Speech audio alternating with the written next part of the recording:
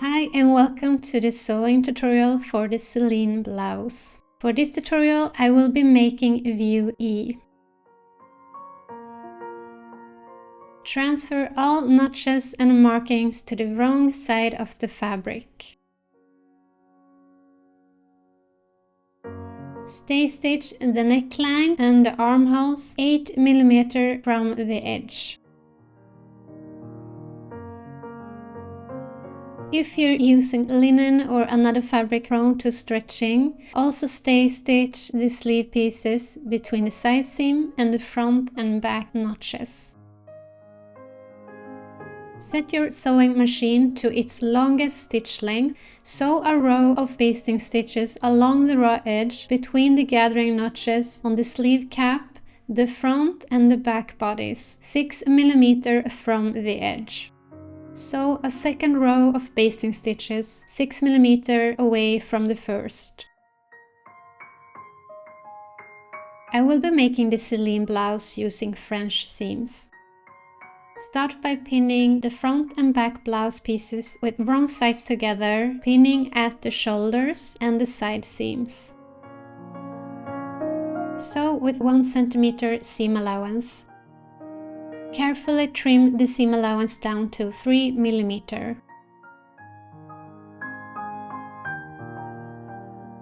Press the seam allowance. Fold the fabric with right sides together, pressing the seam so that the first seam is enclosed in the fold.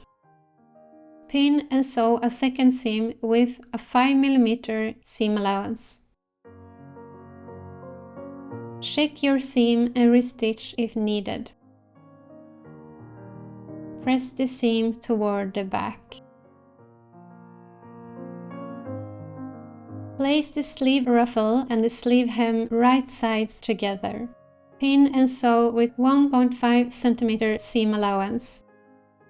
Overlock the seam allowance and press the seam towards the sleeve cap. Sew close to the upper edge of the finished seam allowance with 1 cm seam allowance. This is what the finished sleeve channel for the elastic will look like.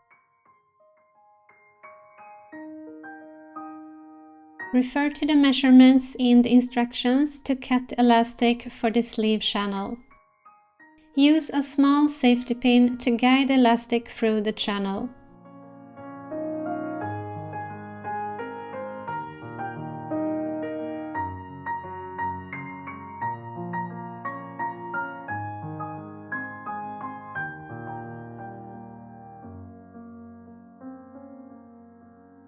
Place the side seams with wrong sides together. Pin the side seams and align the sleeve channel. Sew with 1 cm seam allowance. Trim the seam allowance down to 3 mm.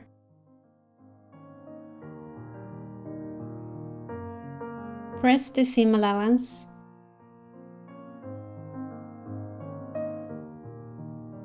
Fold the fabric with right sides together, pressing so that the first seam is enclosed in the fold. Pin and sew a second seam with a 5 mm seam allowance.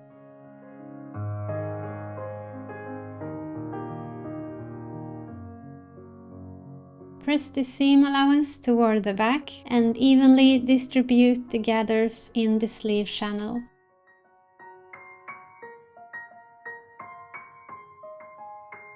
Make sure that you have transferred all the markings on the bodice and the sleeve. Gently pull the bobbin threads to adjust the gathers along the sleeve cap.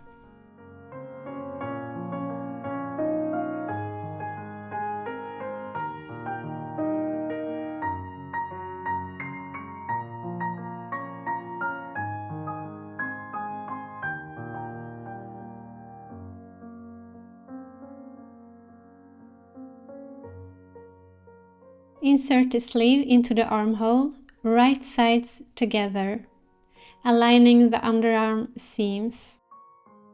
Start pinning by matching the side seams.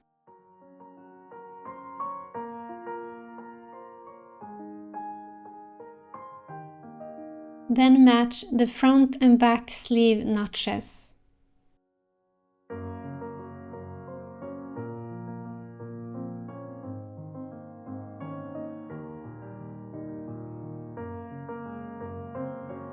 Next, match and pin the shoulder seam to the shoulder notch on the sleeve.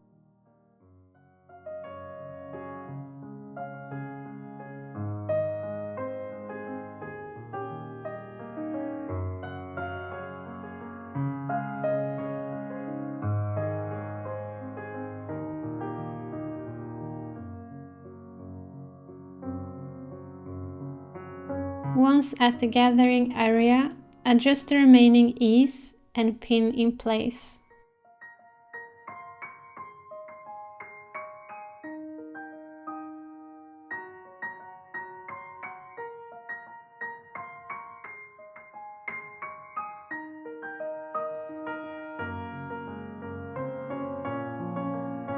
Sew the sleeve in place using a 1 cm seam allowance.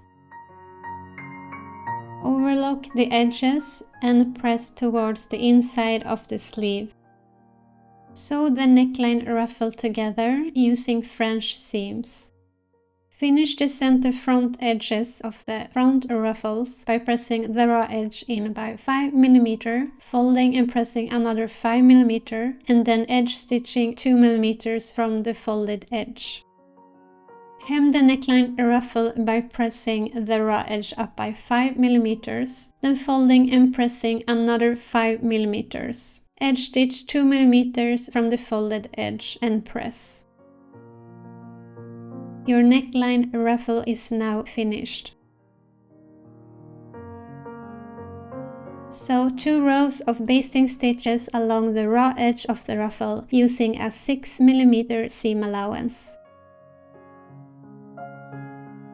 Pull the bobbin threads to adjust the gathers evenly along the neckline ruffle. Press the gathers carefully to help them set in place. You are also going to pull the bobbin threads to adjust the gathers evenly along the front and back neckline.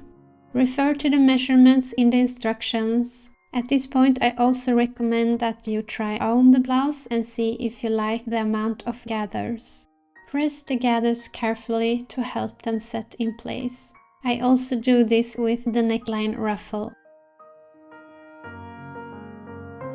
Match the center back of the neckline ruffle with the center back notch on the bodice.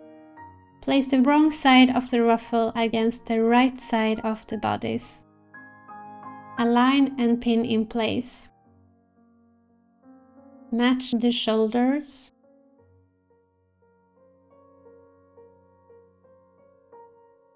From the center front notch, measure 1 cm to each side and mark these 2 points with chalk or fabric pen. This will leave a 2 cm space between the ends of the ruffle pieces. Adjust the gathers evenly toward the shoulder.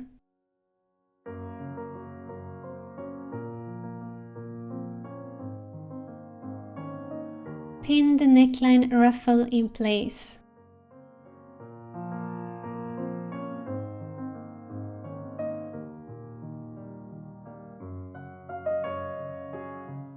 Sew the neckline ruffle using 8 mm seam allowance. At this time, I recommend that you try on the garment and make sure that the ruffle and front edges are centered on the bodice. Sew the bodice ruffle using French seams and make 2 rows of basting stitches. Pin in place with the bodice and sew using a 1 cm seam allowance. On the right side of the bodice, understitch 2 mm from the edge, making sure that the stitching catches the seam allowance underneath. Pre-pressing the bias facing, start by pressing one long edge up by 1 cm. Fold and press another 1 cm from the same edge. The finished bias tape should now measure 1 cm in width, with 2 folds enclosed on the inside.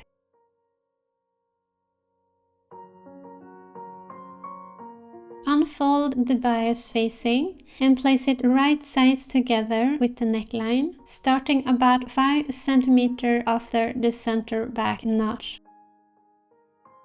Leave a 10 cm tail free. This will be used to finish the loop later. Pin the bias facing to the neckline. Sew with 1 cm seam allowance. And stop sewing 5 cm before the center back notch. Lay the remaining length of bias facing along the neckline and finger press a crease where the loose ends meet at the center back. Place the ends right sides together and pin through the crease.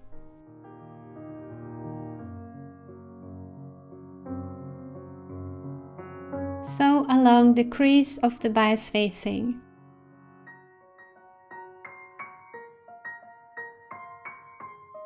Trim away any excess of the bias facing and press the seam open.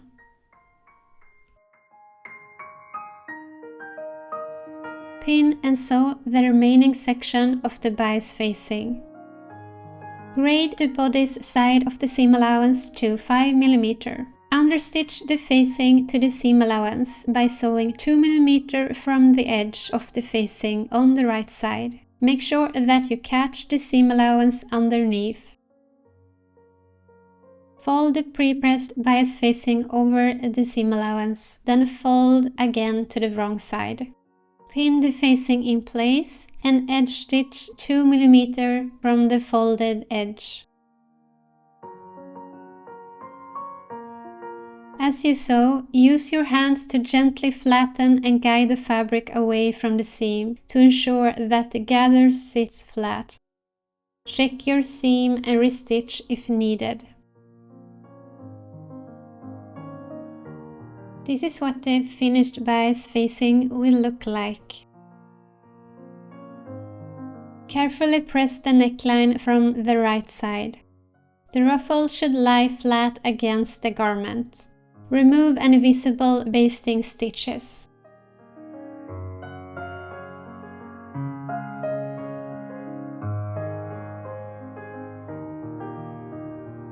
Press one short end of each tie band to the wrong side by 5 mm. Then press the tie band to the center with the wrong sides together, fold again lengthwise, enclosing the raw edges. Press in place. Pin and edge stitch 2 mm from the folded edge to close the tie band. Press the remaining raw short end of both tie bands under by 8 mm and stitch in place. Make sure that the tie band is angled toward the center front.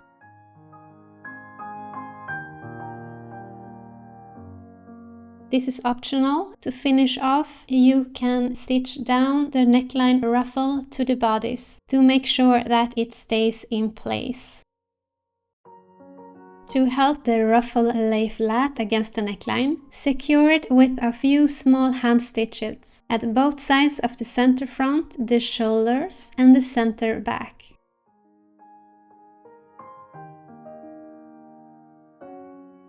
Finish by tying the bands into a bow. Et voila, your Celine blouse is finished and ready to wear. Thank you so much for watching my sewing tutorial. Please like and hit subscribe on my YouTube channel, and I would love if you followed me on Instagram at Silly Saga Patterns. Let me know what you think about my new Celine blouse. Which view will you be making? See you soon. Bye!